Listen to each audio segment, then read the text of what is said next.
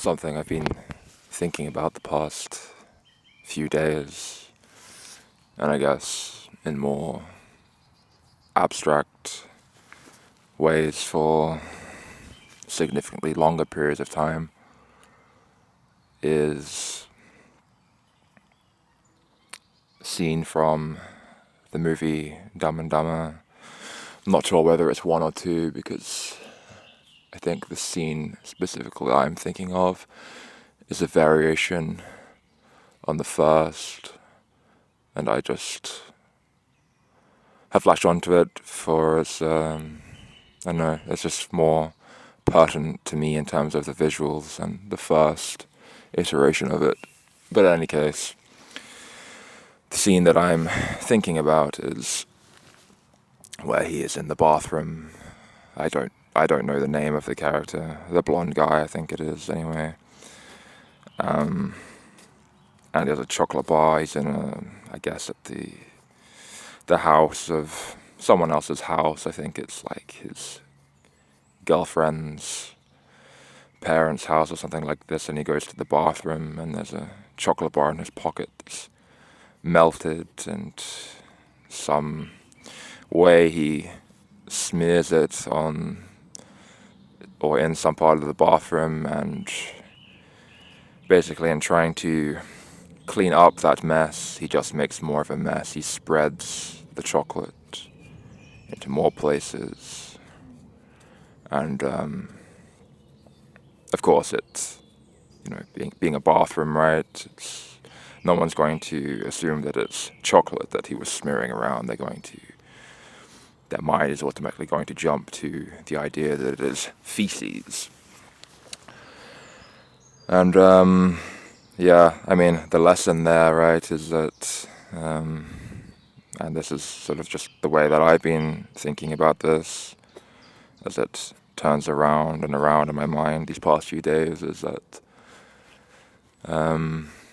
your starting point is that you have this mess, right? Of course, it's best not to make the mess in the first place, but once the mess is made, it's best to just leave it as it is, and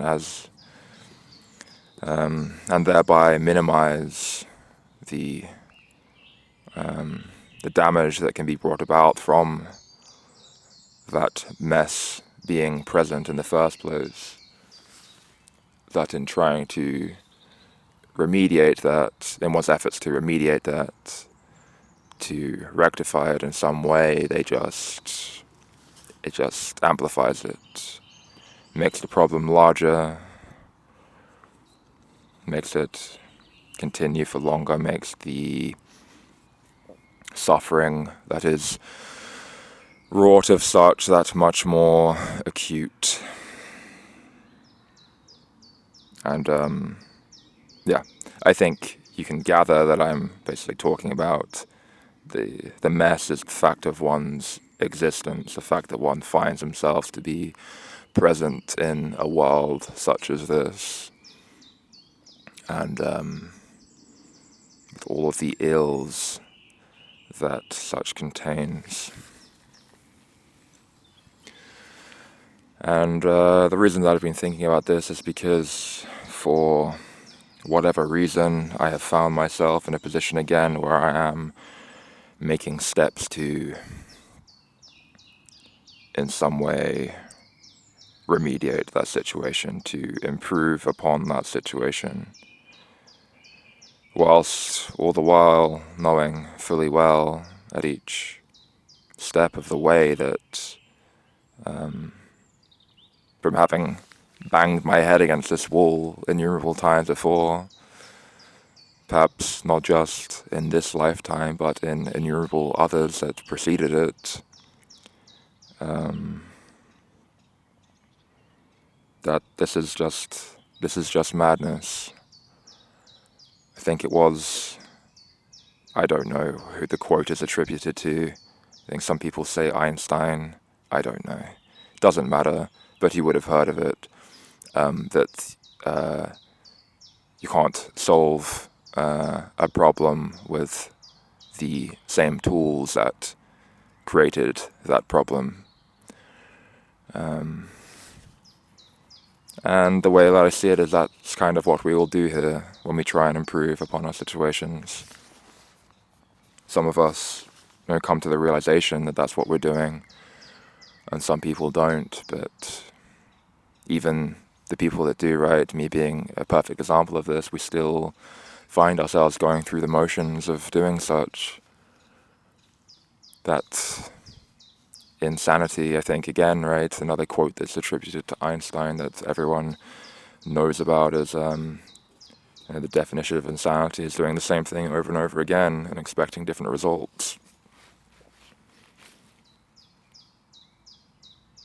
And yeah, it seems very pessimistic and defeatist. Basically a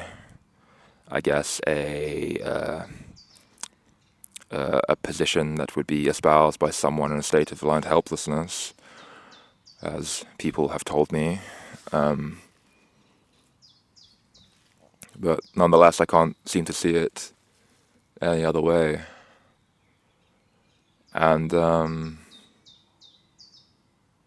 so in me doing this thing again, doing, I guess, what I swore I would never do again, because I see so clearly that that the outcomes of such are not going to be in any way favorable to me, although there may be in some small way suggestions of such, little morsels of crumbs of pleasure strewn along this path of misery, but which I guess serve the purpose of keeping one invested, keep that wheel turning.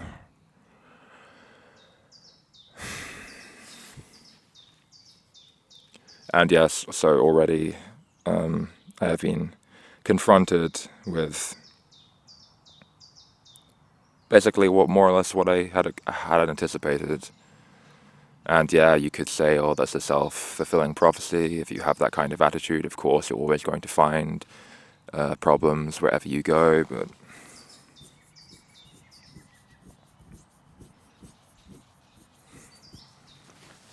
I don't know. I'm inclined to think that that would just be what would occur, no matter what my attitude was going into it. The only difference is that were I to have more of a positive attitude, I would be on course for perpetuating this cycle of activity more so indefinitely than I would be with the state of mind, the attitude that I presently have. Because perhaps with this so-called defeatist, pessimistic, learned helplessness attitude,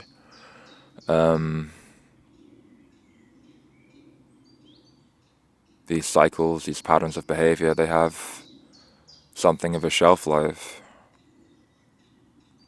At least I like to think that that might be the case anyhow. To see that in some way I might finally learn the lesson, or rather put into practice, put into practice in such a way that it has a lasting effect. The contents of the lessons that I have learned. I mean, the lesson, there's only one lesson to learn, and that is that the juice is not worth the squeeze. So I seem to see that to be so anyhow. Millions of people would disagree with me, probably more like billions, I suppose. Let's admit it. What is it that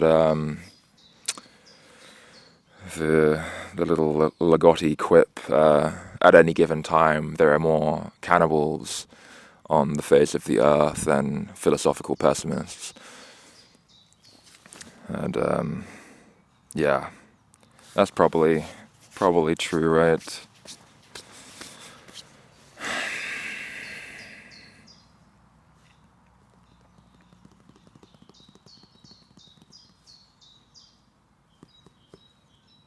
And it's hard to say exactly what it is that has propelled me into taking this course of action again, of participating in the world when I know that the world is only going to chew me up and spit me back out more broken than when I took my steps towards engaging with it. Because I don't think I believe, or I don't seem to feel that there's something to gain. I don't labor under that illusion. Certainly not to the extent that I once did. Like I already said, at kind of every step of the way of undertaking this recent project, I've been cognizant of the fact that this is a fool's errand.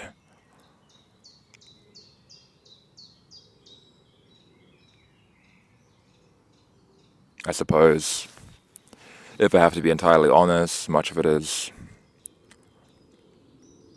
environmental pressure, social pressure, to conform, to go through the motions, or at least enact the semblance of such, to not rock the boat.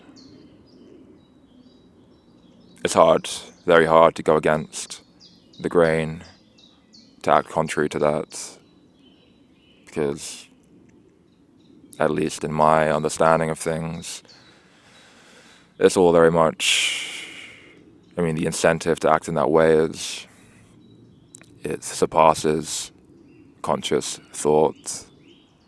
It's rooted in more deeper, inaccessible parts of our biology, yeah.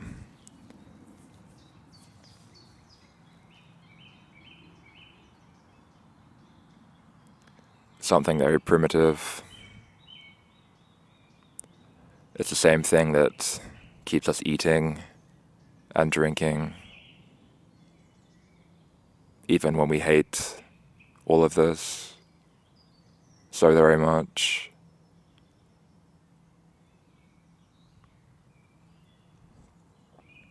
Self-mortification, inhibition, as I've termed it before.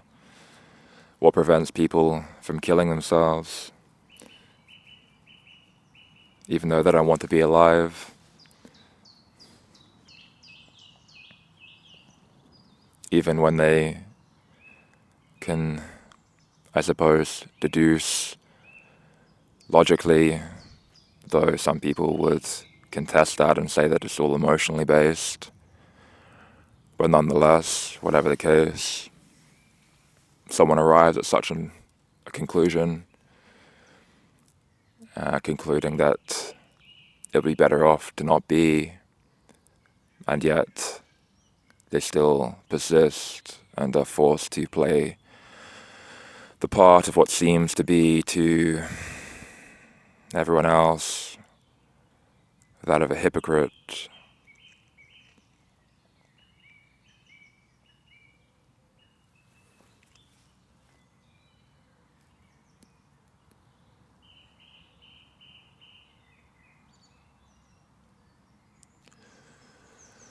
And there's part of me that resents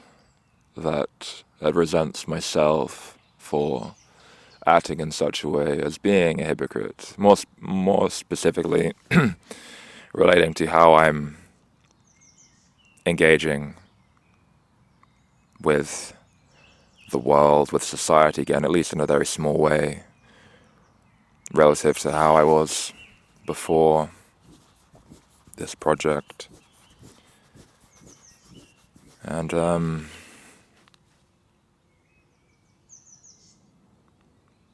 it's hypocritical, but that's only on one level. That's on the level of appearances, because also I perceive very much that I'm compelled to act in such a way that there isn't really a choice.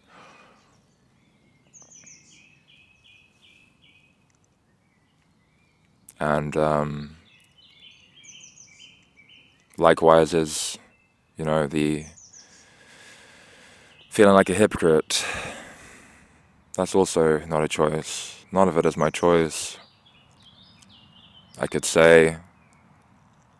make a reasonable case for that. And I could convince a great many people of that too, I suppose. And also perhaps of the contrary that I sort of intuitively perceive, which is that I do have a choice, that all of this was a choice, that being the fact of my own existence, my own presence here to begin with, was also a choice. A choice not in the sense of sitting down and consciously deliberating in some liminal space that, yes, I want to do this, I want to be alive, I want to inhabit this avatar of Yuan Kalki.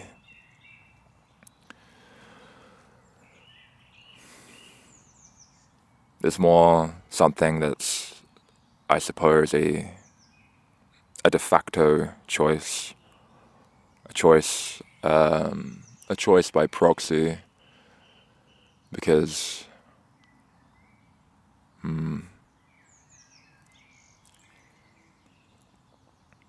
something in the distant past failed to draw into acute conscious realization the contents of the lesson rather, that is being taught over and over and over and over again every single day throughout the course of life. And some past iteration of this, the essence of that which is speaking these words now, failed again and again to just, even for the briefest moment, step back and reflect upon that which was occurring. As it would only take a moment just to really see it, but that didn't happen. And instead it was much more convenient, expedient to be pulled along with the current, to continue to bang my head against the brick wall, to be over and over again deceived by the promise of something like bliss, something like satisfaction.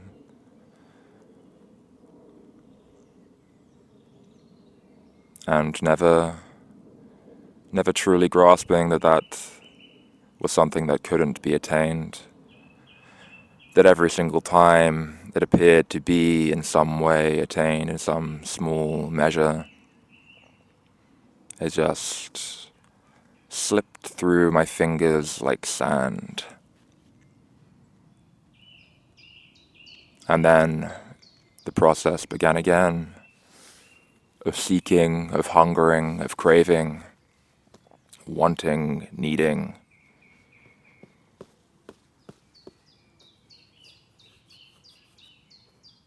And such continued to carry me forwards, over and over again, beyond the bounds of seeming personhood,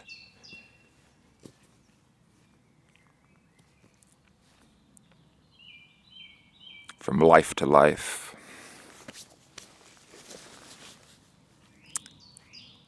Yeah, perhaps I'm just spitballing here, but on these vague sort of intuitions that I have about things, which I must stress is all that they really are. I can't really substantiate them in any way that's going to be satisfactory to anyone but myself, even to myself, really, if we're being honest. But nonetheless, such things, such notions, such intuitions seem to persist. And they do indeed seem to pertain to some aspect of reality, at least reality as it appears to me, the world as I found it.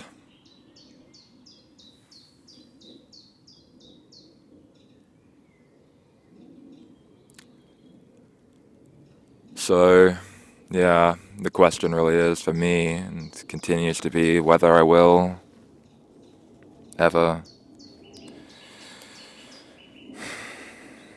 put into action the contents of this lesson, if that's what it indeed is. Because ultimately I don't know. Ultimately it's largely speculation, and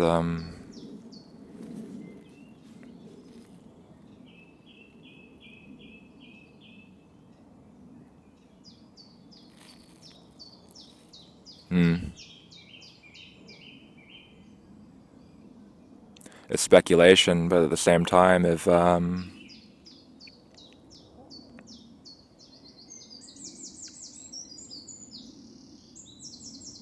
there's just as much speculation as anything else I could really, I guess, occupy myself with beyond just acting out the process, going through the motions, going with the current.